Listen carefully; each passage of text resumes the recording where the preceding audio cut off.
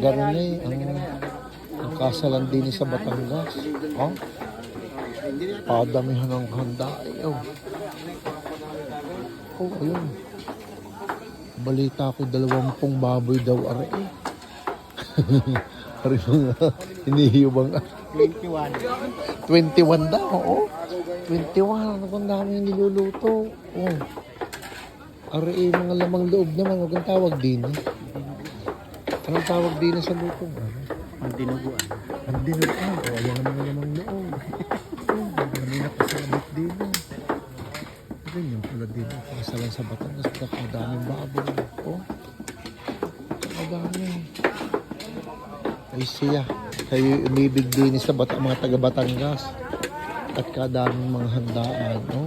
May kambing pa doon. Bago 21 baboy. Kambing yan. Ayun na, hiwa-hiwa doon. Tulungan.